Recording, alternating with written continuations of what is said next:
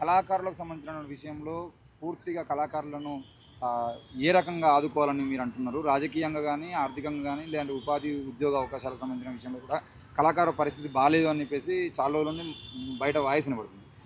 ఈ క్రమంలో ఈరోజు ఏపూరి సోమన్న లాంటి వాళ్ళు కూడా మాకు రాజకీయంగా కూడా అవకాశాలు కల్పియాలంటున్నారు. దీని మీద మీ ఆలోచన ఏంటి?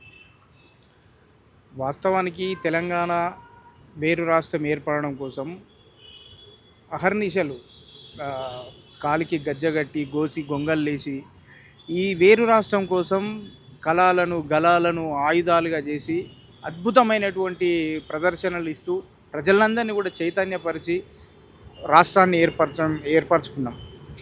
ఈ రాష్ట్రం ఏర్పడడానికి ప్రధాన పాత్ర పోషించింది కళాకారులే. ఇవాళ కళాకారులు చాలామంది కళాకారులు సాంస్కృతిక సారథి పేరు మీద కొంతమంది కళాకారులు ఉపాధి పొంది ఉన్నారు, కానీ ఇంకా చాలామంది కళాకారులు దయనీయ పరిస్థితిలో ఉన్నారు. వాళ్ళందరినీ కూడా ప్రభుత్వం వెంటనే ఆదుకోవాలి. కొంత నిరుద్యోగతతో ఇబ్బంది పడుతున్నటువంటి కళాకారులందరికీ వెంటనే చేయూత కల్పిస్తే బాగుంటుంది. ఇంకా రాజకీయంగా అంటే మీరు చూసిర్రు, వాస్తవానికి రాజకీయంలో కళాకారులకు అవకాశాలు ఇవ్వాలి. ఎందుకంటే ఏ స్థాయి నాయకుడు ఒక ఉద్యమాన్ని పెట్టి ఒక మీటింగ్ ఏర్పాటు చేసినా ఆ రాజకీయ నాయకుని మాట ముందు తప్పకుండా పాట అవసరమైంది. ఎందుకంటే పాటతోనే ప్రభావితము అయినటువంటి ప్రాంతం మన తెలంగాణ. ఇక్కడ ఎంతోమంది ఆది నుంచే పాటకి ఇక్కడ ఈ మట్టికే ఆ పాట, ఈ ప్రకృతిలోనే పాట మమేకమై ఉన్నది తెలంగాణలో. కాబట్టి అట్లాంటి వాతావరణాన్ని పాటతోని ఒక ఉద్యమాన్ని తీసుకొచ్చినటువంటి కళాకారులకు రాజకీయంగా అవకాశాలు, ఏ పార్టీ అయినా పర్లేదు, రాజకీయంగా అవకాశాలు ఇస్తే చాలా బాగుంటుంది. ఎందుకంటున్నానంటే మొన్న రసమయ్య 2 సార్లు ఎమ్మెల్యే అయినప్పుడు కళాకారులందరూ నిజంగా కూడా చాలామంది ఆనందంగా ఫీల్ అయ్యారు. ఇవాళ ఆసక్తి ఉన్నటువంటి కళాకారులకు రాజకీయంగా అవకాశం ఇవ్వాలి. ఎందుకంటే ఈ ఈ ప్రాంతాన్ని, పరిపాలన విధానాన్ని తప్పుడు మార్గంలో ప్రజలందరూ అభివృద్ధి లేక ఇబ్బంది పడుతున్నటువంటి టైంలో ప్రభుత్వాలను దించగలిగిర్రు, ఇంకో ప్రభుత్వాన్ని క్రియేట్ చేయగలిగిర్రు. అంటే డైరెక్ట్గా కాకుండా పాట ద్వారా ఆ శక్తిని ఈ ప్రజలకు ఇవ్వగలిగిరు కళాకారులు. రాజ్యాన్ని ఏర్పాటు చేసిన కళాకారులు పరిపాలన చేయలేరా? అవకాశం ఇస్తే తప్పకుండా. ఎందుకంటే నేను ఈ మాట ఎందుకు అంటున్నానంటే ప్రతి కళాకారుడు ఆకలి, అవమానాలు, ఆర్థిక ఇబ్బందులు, ఎన్నో సమస్యలతోని బయటకు వచ్చారు. ఇవాళ పేద ప్రజల సంబంధించినటువంటి బాధలు, కష్టాలు, నష్టాలు అన్నీ కూడా కళాకారునికి తెలిసినంతగా ఇంకెవరికి తెలియదని నా అభిప్రాయం. ఎందుకంటే వాళ్ళ ఆకలితోని బయటకు వచ్చిన వాళ్ళు, ఆ ఆకలి మీద పాటలు కైగట్టి పాడిన వాళ్ళు. కాబట్టే ఇవాళ రాష్ట్ర ప్రభుత్వం గద్దరన్నకు స్వర్గీయులైన తర్వాత ఒక సముచిత స్థానం కల్పించింది. కానీ కళాకారుల పరిస్థితి ఇంతేనా? చచ్చిపోతే కానీ గుర్తింపు లేని పరిస్థితి ఈ ప్రాంతంలో ఎందుకు ఉండాలని నేను అంటున్నాను. బ్రతికున్నప్పుడు ఆసక్తి ఉన్నటువంటి చాలామంది కళాకారులను ఆదరించాలి, వాళ్ళకు రాజకీయంగా అవకాశం ఇవ్వాలి. కంపల్సరీ ప్రతి పార్టీ వాళ్ళకు చేయూతనిచ్చి అవకాశాలు ఇస్తే అద్భుతంగా పరిపాలన చేయగలుగుతారని నా అభిప్రాయం.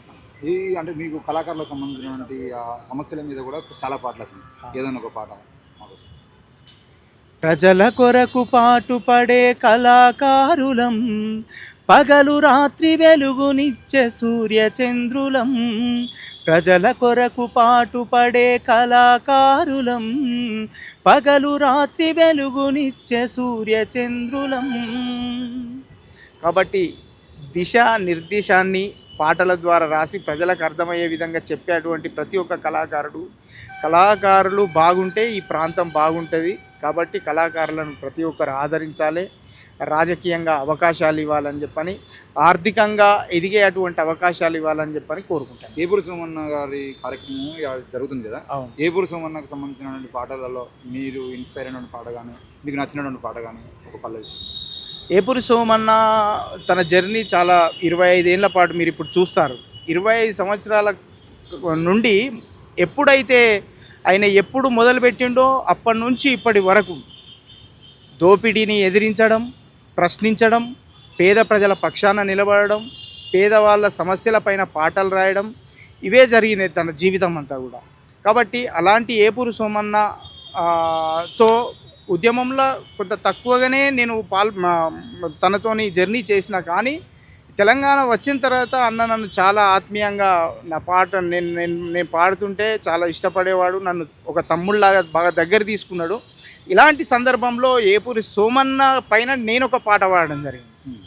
గడ్డం ఉదయాన్న ఆ పాట రాయడం జరిగింది. ఉద్యమనే పద్యమా ప్రజా పోరుగానమా తెలంగాణ పోరులోన సాగుతున్న సమరమా తెలంగాణ పోరులోన సాగుతున్న సమరమం ఏ పూరిని పాట ఉద్యమాని కూపిరి ఏ పూరిని పాట ఉద్యమాని కూపిరి ఏ పూరిని రచనే ఏ పూరిని రచనే అన్యాయం పైన గురి ప్రజా పోరుగానమా ప్రజాయుద్ధగానమా తెలంగాణ గానమా ప్రజాపోరు బాటలోన సాగుతున్న సమరమా.